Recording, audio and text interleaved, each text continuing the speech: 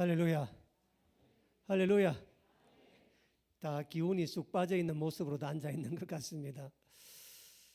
날씨 많이 춥죠? 네, 날씨가 추운데 어제 제가 하단에 나가 보니까 벌써 국화는 다 올라왔었습니다. 이 추운 날씨에 아무리 세상이 추워도 시간은 다 지나가는 법이고 우리가 모르는 땅 속에서 그 식물들은 꿈틀거리고 있는 게 아닌가 하는 생각이 듭니다. 그래서 우리도 어깨 좀 펴시고 좀 생명의 기운이 좀 더 가득했으면 좋겠다는 생각이 듭니다. 세상 살아가면서 가장 하기 힘든 일 중 하나가 뭐냐면 무엇인가 결정을 하는 겁니다. 진짜 무엇을 결정하기가 쉽지 않습니다. 우리가 식당에 가서 밥을 한 끼 먹으러 가도 항상 뭐 먹을래 그러면 뭐라고 대답해요? 아무거나라고 대답을 합니다. 내가 오늘 먹을 점심조차도 어디 가서 물으면 바로 결정하지 못하는 게 우리입니다. 그래서 가서 끝내 결정하지 못하고 대세를 따라갔는지 또는 누가 이 집 뭐 맛있다 그러면 그 음식을 먹곤 합니다. 왜냐하면 우리 주변에 사람들이 되게 많은데 이 사람 말을 들으면 이 사람 말이 맞는 것 같고 저 사람 말을 들으면 저 사람 말이 맞는 것 같아서 항상 결정을 잘 하지 못합니다. 이솝우화에 보면 이런 우유부단한 사람에 대한 얘기가 굉장히 많이 나와요. 그 중에서 당나귀와 주인이라고 하는 우화가 있습니다. 아버지와 아들이라는 제목으로 번역되기도 했는데 같은 이야기입니다. 여러분 한번 들어보세요. 어느 햇볕이 쨍쨍 내리쬐던 무더운 여름날이었습니다. 아버지와 아들이 당나귀를 시장에 내다 팔려고 시장으로 가는 중이었습니다. 아버지는 당나귀 곱비를 잡고 앞서가고 있었고 어린 아들은 당나귀 옆에서 따라가고 있었습니다. 한참을 가는데 길가에 있던 어떤 사람들이 수군거리는 겁니다. 저 사람들 바보 아닌가? 이 무더운 여름날 당나귀는 사람이 타는 짐승인데 두 사람 중 하나만 타면 되지 왜 저렇게 둘 다 이 무더운 여름날 걸어서 가느냐 참 바보 같다 하는 말을 수군거리는 겁니다. 그 말을 듣고 아버지가 가만히 생각해 보니까 그 말이 맞는 것 같아요. 당나귀는 사람이 타는 짐승이잖아요, 그렇죠? 그래서 어린 아들을 당나귀에 태웠습니다. 한참 가다가 어느 마을에 정자 옆을 지났는데 그 정자 옆에는 노인들이 많이 앉아 있었습니다. 노인들이 그 모습 보면서 말세다 말세다 그러는 겁니다.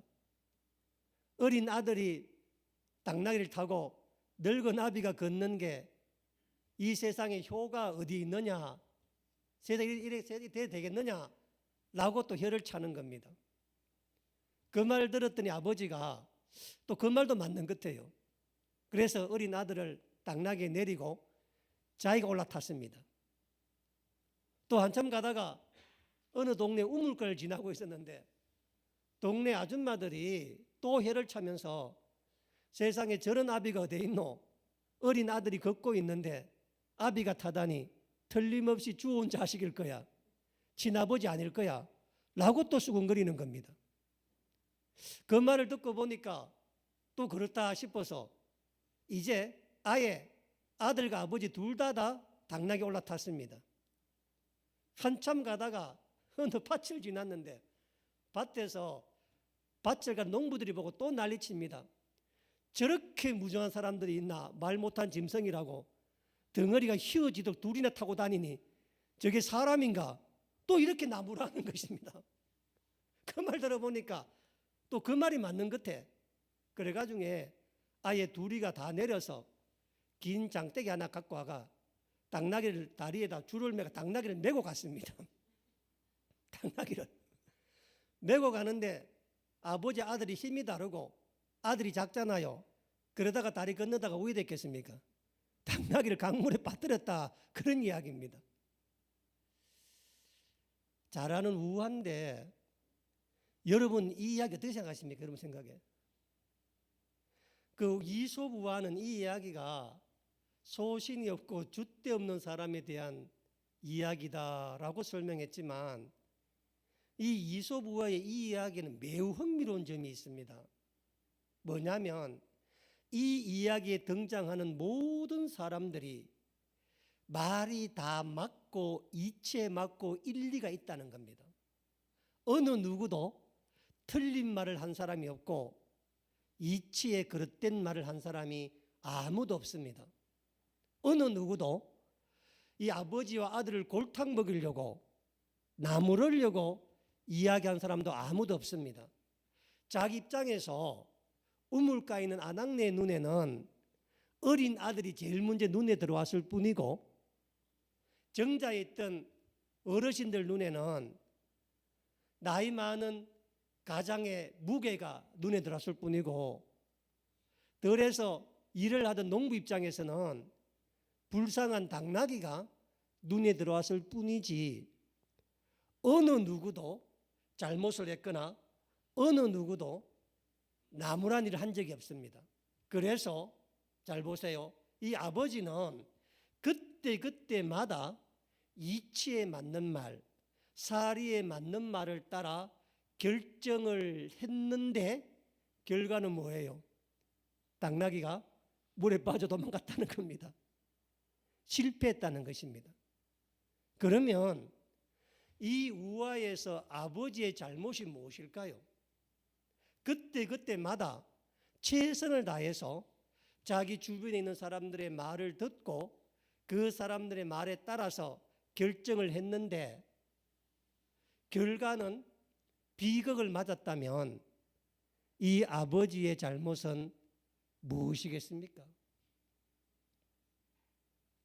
제가 생각해 보면 이 아버지의 잘못은 결정을 못한 게 아니라 결정 자체를 어떤 기준으로 했는가에 대한 자기 기준을 갖고 있지 않았기 때문에 그렇습니다. 내가 내 인생의 문제를 내가 결정하는데 그 결정에 책임져 줄 수 없는 사람의 말을 듣고 내가 내 인생을 결정을 하게 되면은 그 결정에 대한 결과를 누가 다 진다는 거예요? 내가 다 진다는 것을 이 아버지가 몰랐던 것입니다. 옆에 있는 사람들은 최선을 다해서 자기 나름대로 자기 입장대로 자기가 생각하는 대로 설명해주고 이야기해주지만 그러나 그 결정에 대한 결과는 누가 지냐면은 결정하는 사람이 그 결과를 져야 한다는 것입니다. 그래서 우리 인생에서 내 인생의 내 결정을 책임져 줄 수 있는 사람, 함께 할 수 있는 사람의 결정 그 이야기를 들어야 되지 내 인생을 결정해 줄 수 없는 사람, 수많은 사람들의 말이 다 이치에 맞고 일리가 맞고 다 맞는 말을 하지만 그 말을 따라 살게 되면은 그 결과는 내가 져야 한다는 것입니다. 지금 필리핀의 보홀교회에 지금 자동차를 우리가 지금 한 대 살려고 또 사주려고 지금 준비 중에 있습니다. 여러 곳을 통해서 자동차를 한 대 사주려고 찾고 있습니다. 오래전부터 준비했던 일이었고 또 그동안에 또 거기에 맞게 경비도 저희들이 마련해 오고 있습니다. 가만히 생각해 보면 이 필리핀 보홀교회는 하나님의 큰 은혜를 받은 교회입니다. 왜냐하면 자체 건물이 있는 교회입니다. 자체 토지도 있는 교회입니다. 그리고 그 필리핀 교회 현지인들을 위한 교회인데 에어컨이 2대나 있는 교회입니다. 작년에 이신호 장로님께서 가셔서 그 교회에 75인치 큰 텔레비전도 하나 있는 교회입니다. 무엇보다도 가장 중요한 것은 필리핀 보홀교회는 빚이 하나도 없는 교회입니다. 빚이 하나도 없는 교회입니다. 그래서 그 교회에서 자동차만 한 대 구입하면 세상에 더 무엇을 더 구입할 수 있겠습니까? 그런데 우리가 이 선교지 현지에 나가보면 선교사님이 직접 관리하는 그 본부 교회 건물에는 자동차가 있지만 그 선교사님께서 개척해서 만든 현지 교회 안에 에어컨 있는 교회 제가 한 번도 본 적이 없고 75인치 텔레비전 있는 교회 한 번도 본 적이 없고 자동차는 더 말할 필요도 없습니다. 그 자동차가 있다면 얼마나 진짜 대단한 교회겠습니까? 그렇죠? 현지인 교회인데 현지인이 목회하는 교회인데 제가 30년을 동남아시아 아니 여러 곳에 선교지를 가봤지만 아직까지 그 어떤 교회도 이것을 다 갖춘 교회가 없습니다. 그런데 우리가 그 필리핀 보홀에 지금 자동차를 한 대 사주려고 지금 준비하고 있습니다. 그런데 그동안 빨리 자동차를 2020년대부터 이 이야기가 있었습니다. 자, 한 대 사주려고 그때도 또 자금을 좀 모으기도 하고 했었습니다. 그런데 왜 안 했냐면은 이 자동차를 사주기 전에 필리핀 보홀교회가 자동차를 맞이하고 관리할 만한 책임감을 그들이 갖고 있어야 됩니다. 자동차라고 하는 것은 단순히 사주는 것으로 끝이 나지 않습니다. 왜냐하면 새 차를 사줄 수가 없습니다. 너무 가격이 비싸기 때문에 그렇습니다. 그래서 저희들이 중고차를 사주는데 이 자동차는 사주는 것이 끝이 아니라 사주고 나면은 유지 관리비가 많이 들잖아요. 그렇죠? 그래서 잘못 관리해서 사고가 날 수도 있고 또 이게 고장났다 저게 고장났다 그러면은 밑도 끝도 없이 얼마나 많은 유지비가 들어갑니까? 그래서 천원장과 제가 우리 베델은 처음부터 기준을 가지고 있었습니다. 차를 사주는 것이 중요한 것이 아니라 그의 차에 걸맞는 책임감을 그들이 갖고 있고 그들이 그 유지비를 감당할 수 있을 때 우리가 차를 사줘야 되겠다 하는 생각을 가지고 있었습니다. 그럴 능력이 없을 때 차를 사주게 되면은 차는 큰 애물단지가 되기 때문에 그렇습니다. 그런데 이제 한 4, 5년쯤 지나서 지금 이제 필리핀 교회 성도들도 많이 부흥이 되었고 또 그 성도들이 먼 곳에서 오는데 이 주일날 오지 못하고 토요일날 왔다가 잠을 자고 가야 된대요. 그래서 차가 있으면 태워주고 태우면 좋고 또 이 읍내 나갈 때도 같이 나가면 좋고 아이들도 태워주고 그러면 굉장히 많은 다목적으로 도움이 될 것다라는 얘기가 있었고 우리도 가보면은 늘 그런 생각을 했었습니다. 그렇지만 차를 유지할 능력이나 책임이 안 될 때 차를 사주게 되면은 차는 돈이 들어가는 큰 문제가 되잖아요. 그렇죠? 그래서 이제 차를 사려고 결정을 했는데 저희들이 가지고 있는 예산이 한 1,500만 원 정도 됩니다. 1,500만 원 예산 정도 되는데 거기에서 차를 사야 되겠다 생각을 한 겁니다. 그래서 우리 김건중 선교사님께서 그 차를 알아봤더니 우리 보고 그래요. 목사님 1,500만 원보다 조금 더 돈을 더 쓰시라 이야기를 하시더라고.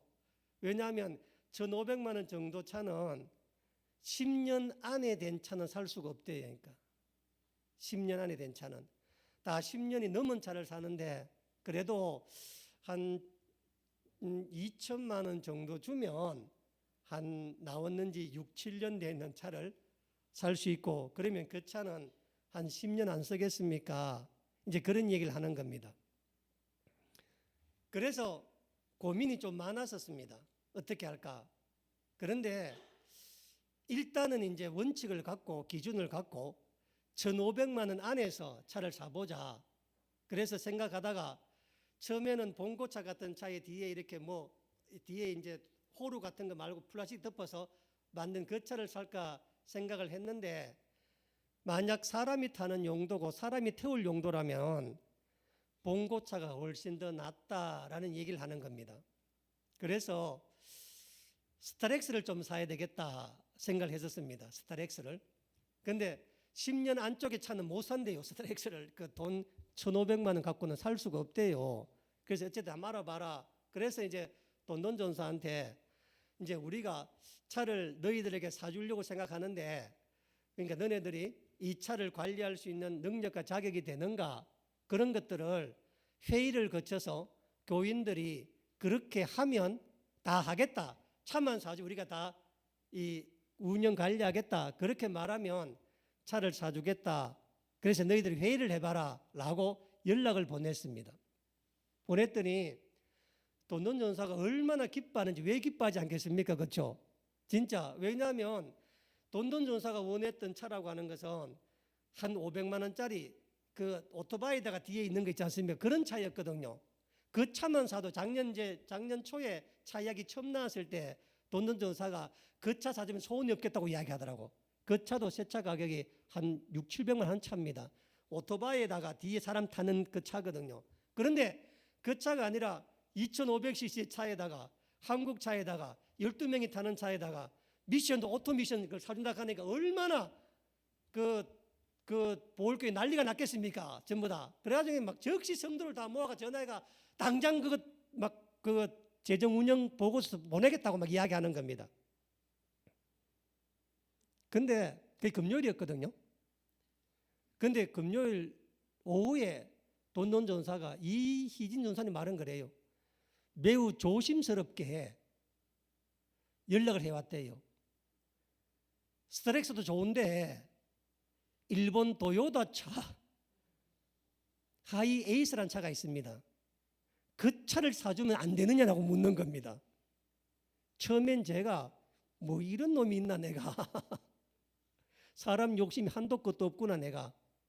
오토바이도 사줘도 감사하다 하더니 이제 1,500만 원짜리 차를 사려고 생각하니까 2천만 원짜리 무슨 도요타 일본 차를 사주면 어떻겠느냐라고 이야기를 해서 처음엔 내가 야 사람이 욕심이 한도 끝도 없구나 내가 그런 생각이 들었거든요. 그런데 가만히 생각해 보니까 제가 처음에 이제 우리가 스타렉스 사주려고 하던 이유가 뭐였냐면은 필리핀에는 자동차 만드는 공장이 한 군데도 없습니다. 그래서 100% 모든 걸 수입하는 차잖아요. 그렇죠? 그럴 때 가장 중요한 문제가 뭐냐면 중고차는 수리입니다. 그런데 수리인데 그 오래된 차는 부품을 구하기가 힘들잖아요. 그렇죠? 그래서 그 부품은 그 대부분에 있는 필리핀 카센터는 자기들이 부품을 구하다가 부품을 못 구하면 그 부품을 자동차 수리 맡기는 사람한테 부품을 구해오라는 겁니다. 왜냐하면 차 종류가 너무 많고 세계에서 모든 차가 다 수입되어 있는데 어느 한 회사 차의 제품을 다 가지고 올 수가 없잖아요. 그렇죠? 그러다 보니까 대부분 우리나라 차들은 고장이 나면은 그 부품을 우리나라에서 그 자동차 차주가 사가 오면은 그 카센터에 이제 고쳐주는 방식을 취하고 있다는 겁니다. 그런 점에 있어서 이제 김근성 교사 저는 스타리아가 나을 거다. 왜냐하면 스타리아를 사면 자 부품이 없으면 연락하면 한국에서 우리가 많잖아요. 그렇죠? 구해서 보내주면 바로 고치지 않겠는가. 그래서 저도 처음에 그 생각을 했었습니다. 그런데 가만히 생각해 보니까 만약에 스타리아를 사가지고 그 스타리아 부품 우리가 계속 구해주면 그 차 책임을 우리가 지는 겁니까? 돈돈이 지는 겁니까? 우리가 지는 거라 차 책임을. 그러니까 돈돈이 본인도 교회에서 차를 책임지라 그러니까 자기가 볼 때는 스타리아를 책임지는 지가 버거운 거야. 부속 구하기 힘드니까. 왜 그러냐면은 여러분 필리핀 전체에서 자동차 점유율을 조사해 보면은 도요타 자동차 점유율이 46.6%입니다. 그리고 돈돈이가 말한 이 도요타 하이에이스라고 하는 이 차가 세계에서 가장 많이 팔린 승합차입니다. 우리나라 현대차가 비율이 몇 프로인지 아세요? 필리핀에서? 2.4%입니다. 돈돈 입장에서 봤을 때는 아이고 이 목사님께서 원장님이 우리 보고 다 관리하라 그랬는데 현대 샀다가는 어떻게 되겠어요? 부속을 구하기가 힘들 것 같다. 그래서 필리핀에서 부속을 가장 쉽게 구할 수 있는 게 토요타 하이에이스라고 하는 그 승합차라는 겁니다. 그러니까 조심스럽게 스타레아도 좋은데 이걸 사면 어떻겠느냐 생각이 드는 거예요. 그런데 그 차가 같은 연식으로 보면 우리 스타렉스보다 300~400만 원 더 비싼 거예요. 대신에 중고차가 그렇게 비싸, 방어가 그 차가. 그래서 그 말을 듣고 내가 그전에 되게 괘씸했다고. 내가 아니 한국 목사한테 일본차를 사달라 하니 이게 말이 있나, 내가 정리이 되나, 그런 생각 들었는데, 한편을 보면은 그 필리핀 보홀교회 그 성도들이 이 차 우리가 책임져야 되는데, 이 책임지려 그러면 보홀이 섬이잖아요, 그렇죠? 작은 데잖아요. 거기 섬에 제일 많은 봉고차가 토요타 하이에이스란 차입니다. 그러니까 그 차를, 중고차를 사야 뭘 구할 수가 있는 거예요? 부품을 가장 쉽게 구할 수 있고 필리핀 안에서 부품을 구할 수가 있는 차가 그건 겁니다. 그래서 이야기를 하는 겁니다. 여러분, 이 아버지와 아들이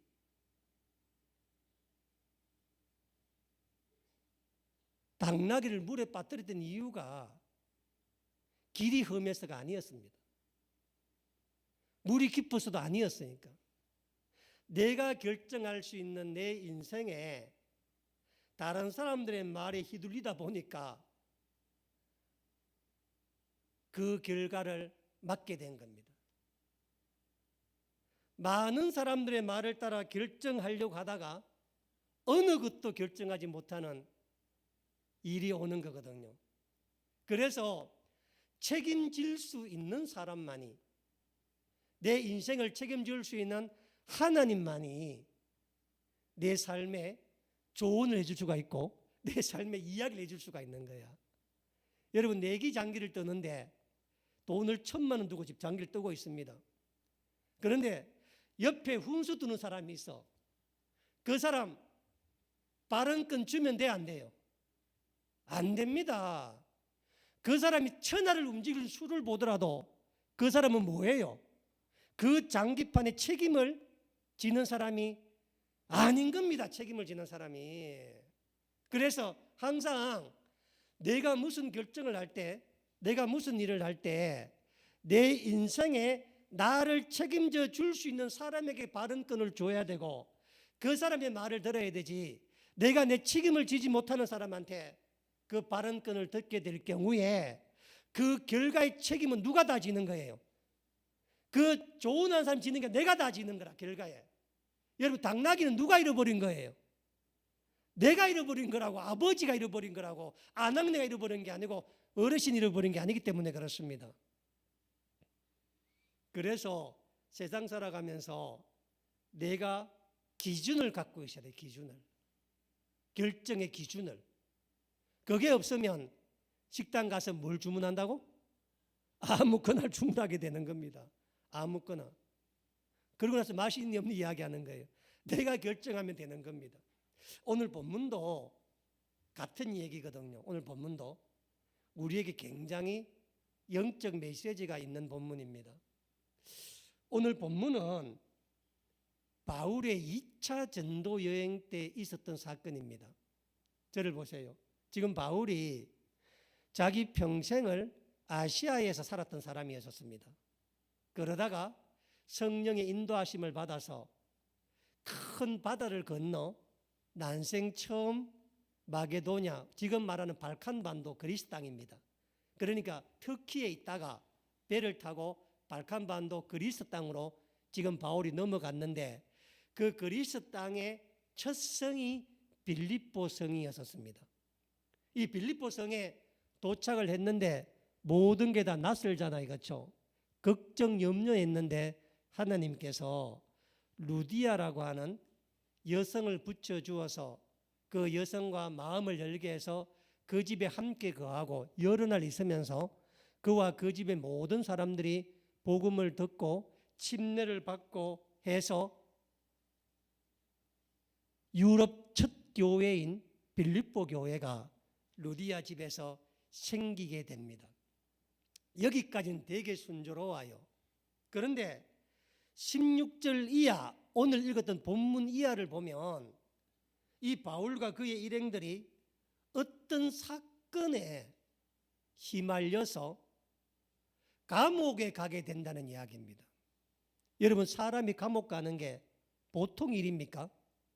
더더욱이 이때 감옥은 바울 생애 첫 번째 들어가는 감옥이었고, 자기 살던 땅인 고향 아시아가 아니라 외국 땅에 와서 감옥에 들어가는 일을 겪게 되었는데, 도대체 무슨 일이 있었기에 사도 바울 일행이 감옥에 들어가게 되었는가 하는 것입니다. 이게 매우 중요합니다. 먼저 16절을 한번 보시기 바랍니다. 16절에 우리가 나오죠. 우리라고 하는 것은 바울과 실라 그리고 누가를 말합니다. 우리가 기도하는 곳에 가다가 줄치세요. 점치는 귀신 들린 여종, 그러니까 점치는 귀신들 여종 하나를 만나니 점으로 그 주인들에게 큰 이익을 주는지라. 자, 사도 바울이 유럽에서 하나님께서 그에게 붙여준 사람 외에 첫 번째 사람을 만나는데, 자, 내 말 잘 들어봐요. 이렇게 제가 이야기하는 것을, 자기가 첫 번째 사람을 만나는데 그 사람이 누구였다고요? 귀신 들려 점치는 여종이었습니다. 빌립보에서 굉장히 유명한 여인이었습니다. 점장이었습니다. 귀신의 힘을 입어 점을 치는 여종이었는데, 이 여종은 종이라 주인이 있습니다. 그런데 주인이 오늘 본문에 보면은 주인들이라 나와요. 주인들. 그게 한 사람이 아니에요. 그러니까 이게 참 희한해요. 귀신 들린 사람들은 어떤 능력이 있어도 종밖에 안 되잖아. 자기 인생 책임지지 못하잖아. 이 여인이 얼마나 대단한 용한 점쟁이였냐면은, 주인들이 여러 명 있는데 그 여러 명 주인들한테 뭐를 벌어줬다는 거예요?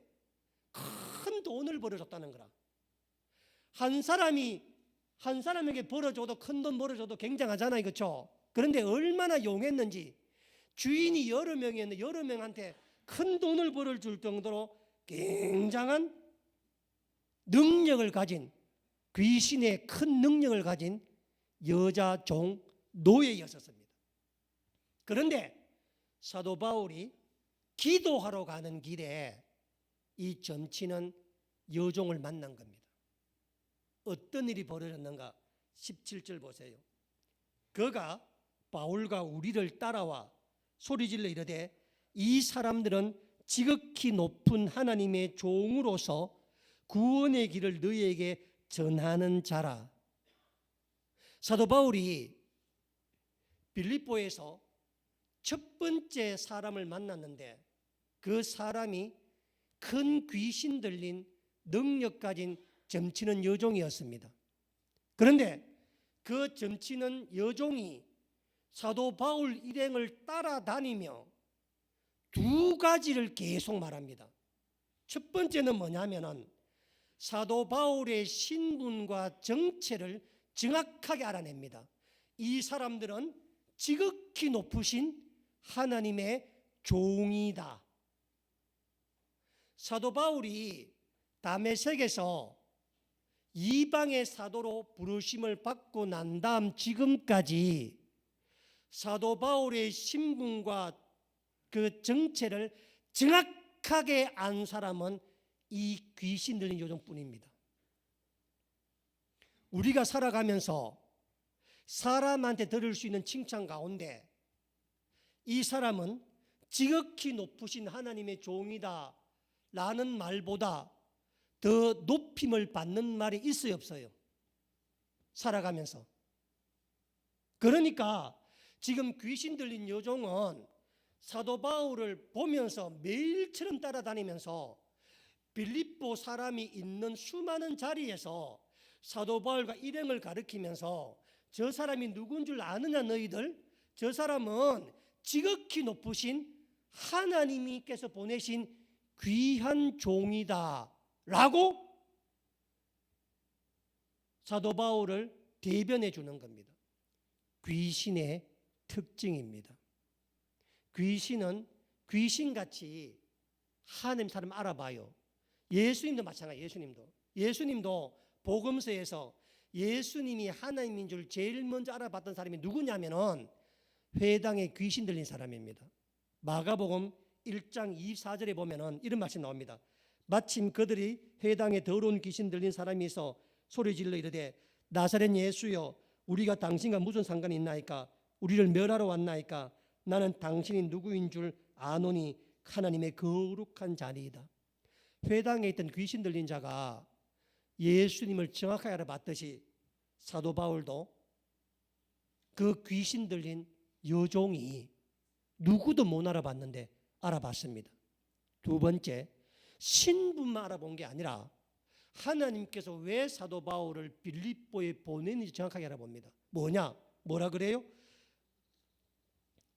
구원의 길을 만다고? 너희에게 전하는 자라.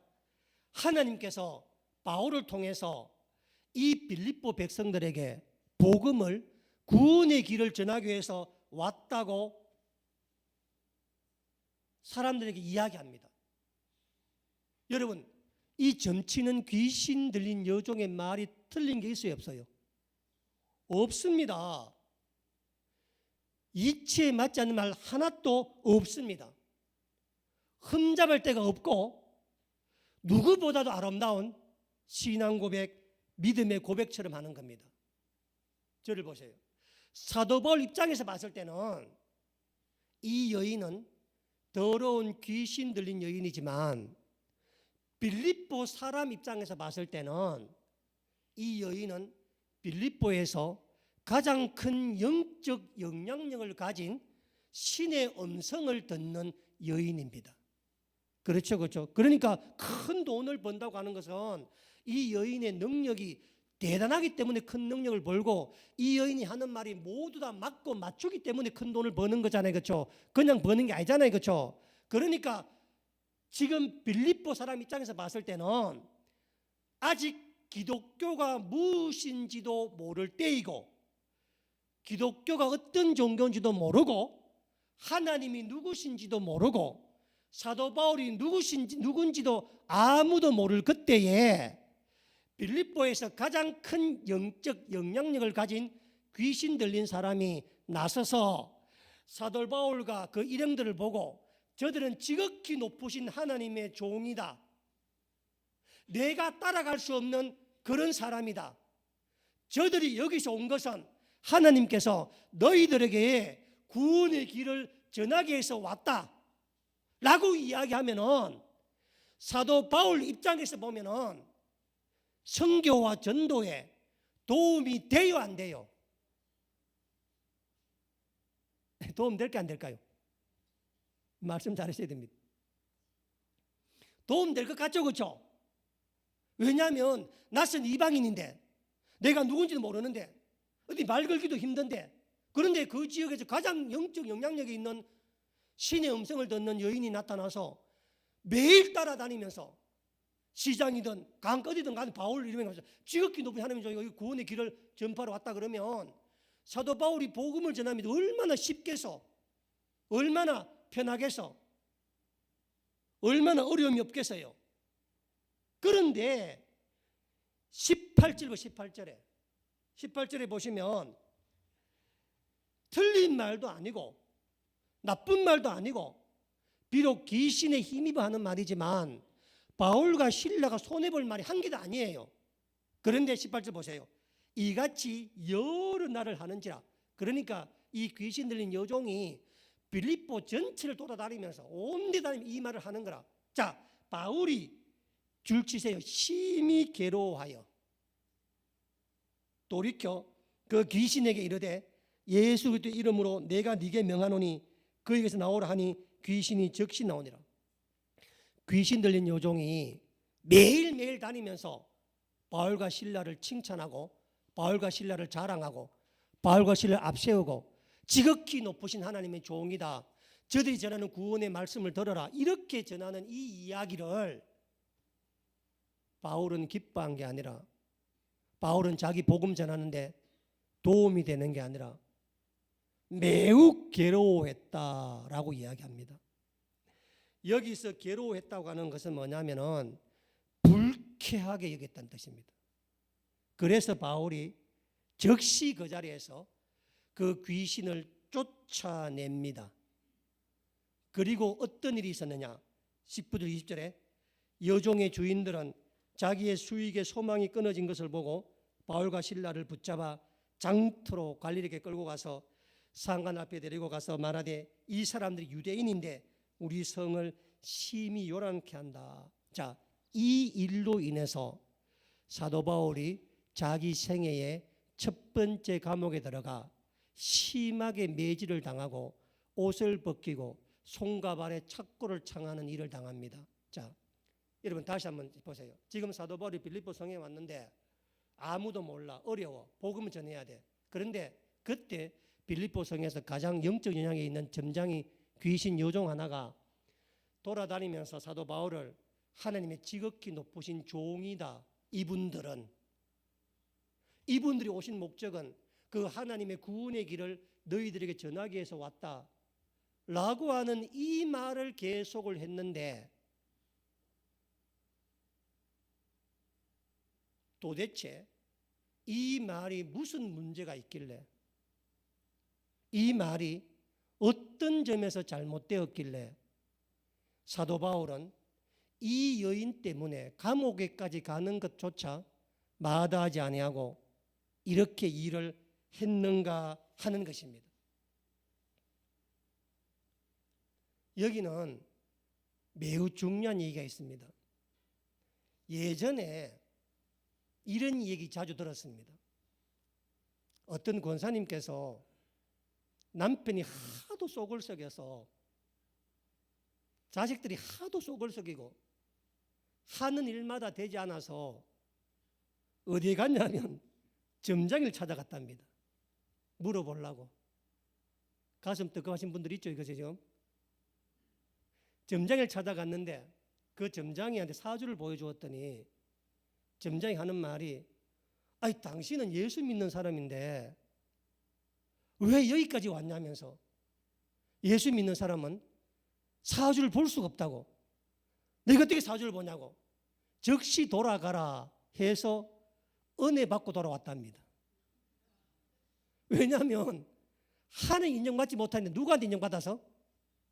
귀신이. 그래서 교회와 자랑하기를 아이고 내가 점장이 보러 갔더니 나 예수 믿는 사람이 점 안 나온대 라고 자랑을 했다는 것입니다. 그런 사람 많이 보면은 귀신이 인정해 준 예수 믿는 사람이라고. 지금 사도 바울 보시기 바랍니다. 사도 바울은 그의 생애에서 자기 자신을 가장 인정해 준 사람이 빌립보에 있는 귀신 들린 여종이었습니다. 정확하게 알고 있었고 온 이유도 알고 있었습니다. 그러면 기뻐해야 돼요? 기뻐하지 않아야 돼요? 봐라, 나는 귀신이 인정한 하나님의 사도다. 어때요? 좋아해야 됩니까? 사도 바울은 불쾌했다는 거예요. 불쾌. 우리가 살아가면서 불쾌할 때가 언제냐면은 사실이 아닌 다른 거짓을 계속 내 앞에 이야기할 때. 두 번째는 그 말을 할 자격도 없고 그 말을 할 신분도 아닌 사람이 와서 계속 그 이야기할 때 사람은 불쾌해지는 것입니다. 왜 불쾌했을까요, 여러분? 여러분 보세요. 이게 좀 어려운 얘기인데 사기꾼이 있잖아요. 사기를 칠 때 보이스 피싱하는 사람이 보이스 피싱을 할 때 사기꾼들이 사기를 칠 때 가장 어려운 게 뭐냐면 사기 칠 사람한테 자기가 마음이 통해야 되는 겁니다. 그 사람을 구하는 게 제일 어렵잖아요. 그렇죠? 그래서 사기꾼의 특징이 뭐냐면은 누굴 만나든 간에 항상 그 사람을 뭐 하는 거예요? 칭찬하는 겁니다. 까닭 없이 누가 여러분 칭찬하면 100% 뭐예요? 사기꾼입니다. 그 사람은 최상의 언어로, 최고의 칭찬으로 내 실력보다 10배는 더 나를 칭찬을 합니다. 그 칭찬에 내가 우쭐거려서, 그 칭찬에 내가 마음을 열고 그 사람의 말을 듣는 즉시, 따라합시다, 사기꾼은 여러분에게 발언권을 가진다. 오늘 설교 제목이 뭐예요? 사단에게 발언권을 주지 말라는 겁니다. 보이스 피싱 받았을 때 이상하면 전화 끊어야 돼? 계속 노닥거려야 돼? 바로 끊어야 됩니다. 계속 하다 보면 발언권을 뭐예요? 계속 주는 거야, 발언권을. 내가 사기를 안 당하려면 내 인생에 결정할 모든 발언권은 누가 갖고 있어야 돼? 내가. 그래서 사기꾼이 말이죠, 처음에 좋은 말 막 하다 보면 우쭐거리고 좋은 것 같아. 아이고 사장님 뭐 어쩌고저쩌고 막 이야기하잖아요. 그러다가 자기 말에 발언권이 있을 쯤 되면은 좋은 투자처가 있는데요, 좋은 돈벌이가 있는데요 라고 점점점 해서 그 발언권을 가져가는 겁니다. 귀신이 우리에게 좋은 이야기 해준다 그래서, 귀신이 우리한테 무슨 득되는 이야기 해준다 그래서 그 귀신의 말을 들으면 그 귀신이 우리한테 뭐예요? 발언권을 가지는 거예요. 그래서 마태복음 4장에 예수님께서 광야 40일 금식 이후에 사단이 말할 때 발언권 줘요, 안 줘요? 주지 않습니다, 발언권을. 사단이 아무리 옳은 말을 하고, 사단이 아무리 그럴듯한 말을 하고, 돌이 뜨게 되라, 먼저 먹어봐라, 어떤 말을 해도 발언권 줘야 안 줘요? 안 줍니다. 발언권을 주는 즉시 사단은 우리와 같이 주도권을 잡으려고 하는 겁니다. 무슨 말이냐? 16절을 다시 한번 16절 보시면은 보세요. 지금 사도 바울이 지금 많은 중이에요. 우리가 기도하는 곳에 간다. 이 말은 뭐냐면은 사도 바울이 지금 빌립보에 온 지 며칠 안 됐습니다. 성령께서 막으셔서 왔고 마게도냐 사람 한 쌍을 보고 온 겁니다. 원래 자기의 뜻대로 온 게 아니에요. 그러면 빌립보에 있으면 사도 바울이 본격적으로 복음 사역 전에 뭘부터 해야 돼? 기도로 준비해야 돼. 내가 영적 준비를 해야 돼. 왜냐하면 빌립보 사람들은 지금까지 사도 바울이 만난 사람, 다른 사람들이 전부 다, 로마 사람들이 전부 다. 그래서 사도 바울이 본격적으로 복음의 사역을 시작하기 전에 먼저 자신이 영적 훈련과 기도로서 하나님 뜻을 구하는데, 그런데 이 귀신 들린 여종이 먼저 치고 나가서 사도 바울 아직까지 단 한 번도 하나님 이름을 안 했는데, 유럽 첫 성에서 하나님 이름을 제일 먼저 올린 자가 누구예요? 귀신 들린 여종이라 구원의 길, 복음의 길을 사도 바울이 전해야 되는데 누가 먼저 지금 전하는 거예요? 귀신이 먼저 정하는 거라. 그래서 이 귀신이 복음과 하나님에 대한 영적 주도권을, 영적 발언권을 먼저 말하는 거예요. 확보하려는 거야. 그래서 여러 나라를 돌아다니면서 바울이 가는 곳곳마다 앞서 나가 보는 사람마다 이 사람 뭐라는 거예요? 지금도 하나님의 종이다. 이 사람은 너희들에게 구원의 길을 전해주러 왔다. 이 말을 누가 해야 진짜 발언권을 갖는 거예요?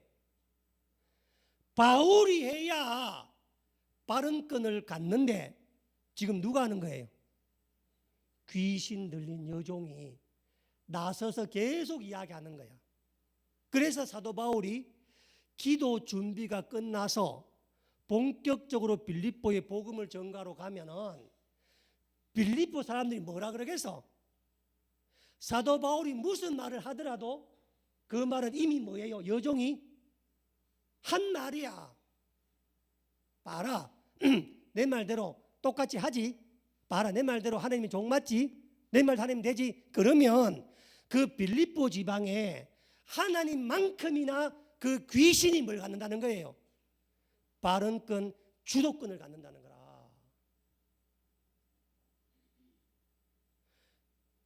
복음의 주도권은 하나님만이 갖는 거야.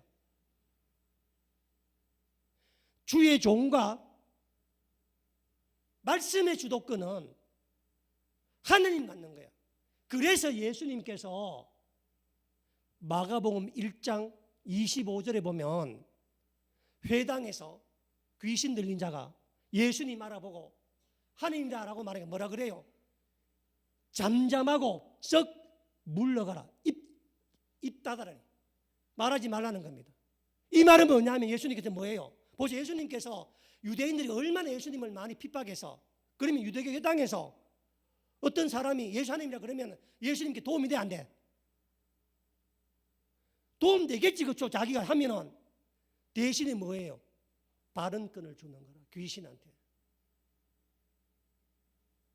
사도 바울이 기도하고 준비하고 때가 되어 주님 말씀을 전가로 나가야 되는데 사도 바울은 기도하고 있는데 계속 이 귀신 들린 요종이 유럽에서 복음이 전거되지 못하도록 유럽에서 영적 발언권들을 사단들이 계속 잡기 위해서 바울이 뭘 하든 사람들 할 때 봤을 때는 아 역시 저 여종이 귀하다. 야 저 사람들 이 사람 다 아는구나.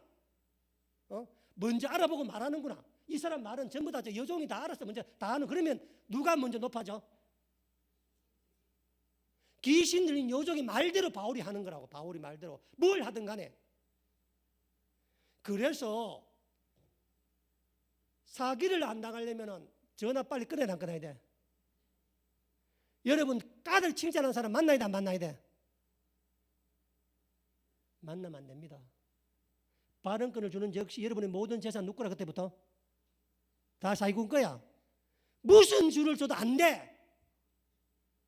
그래서 내가 당나귀 팔로 시장 갔는데 당나귀 어디 빠뜨렸어? 물에 왜? 네 잘못이야? 발언권을 본인이 안 갖고 다른 사람들이 발언권을 가지니까 뭐예요? 당나귀 물에 빠지는 거라고. 재산이 잃는 거라고. 그래서 사도 바울이 심히 불쾌하게 하는 거예요. 귀신 따위가 지 약간도 모르는 여종 따위가 하나님 이름을 운운하니 영적 주도권을 잡기 위해서 저렇게 이야기하니 어떻게 그저 보아 견디겠어. 그래서 그 여종에 있는 귀신을 쫓아내므로 말미암아 빌립보 사람들한테 누가 영적 발언을 가지고 있는 걸 보여주는 거예요? 바울이. 왜? 그 많은 사람 앞에서 저기도 하나님만 그 뜯는 그것도 바로 귀신을 쫓아냈으니까. 그래서 어떤 경우에도 살아가면서 영적 주도권과 영적 발언권을 하나님 외에 내 생명을 책임질 하나님 외에 다른 게 주면 안 되니까. 그런데 여러분 잘 보세요.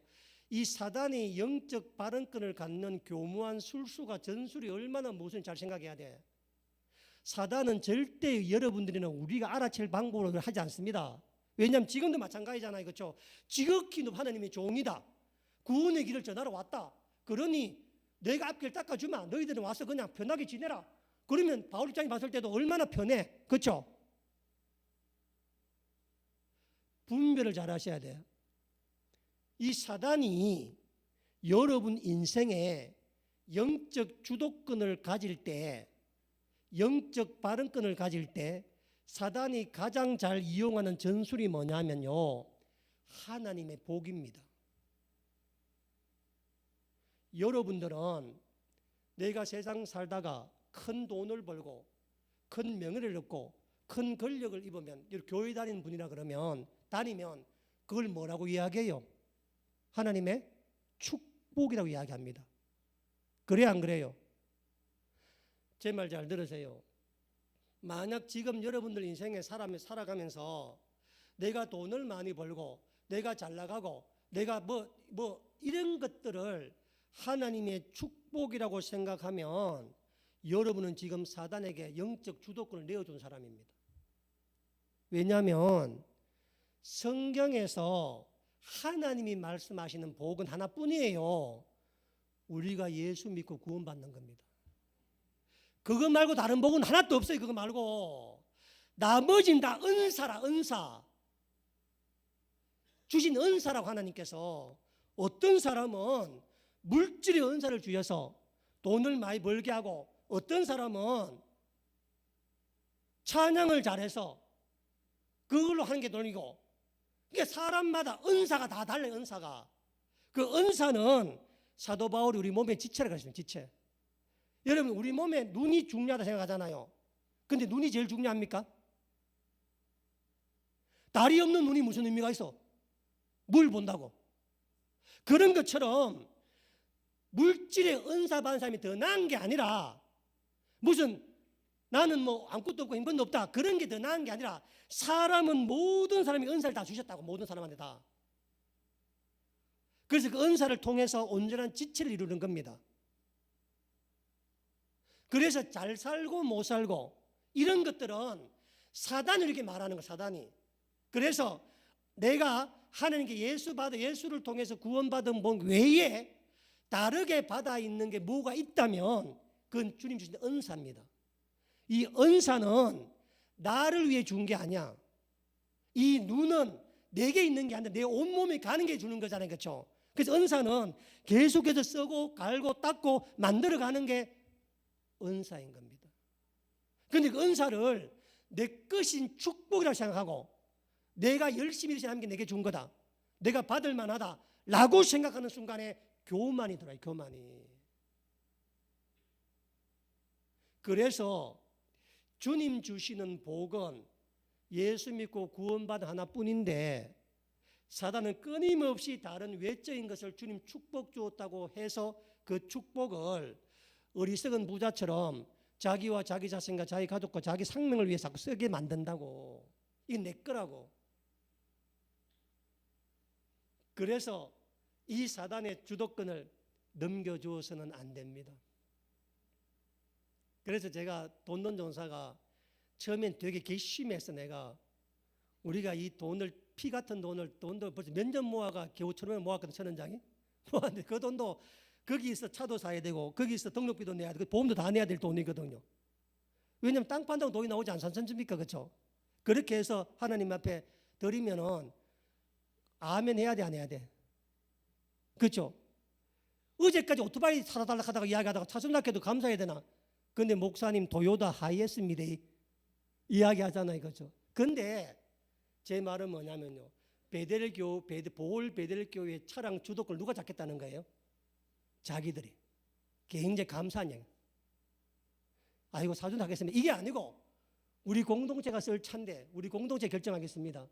비록 목사님께서 돈을 대더라도 우리가 해야 되겠습니다 라고 말하는 이것이 돈돈 전사가 만약에 한인 선교사 밑에 입도 한 못 있을 겁니다. 아마 이 돈돈 전사가 혼자 단독 목회하는 동안에 진짜 목회자가 되어가는 거예요.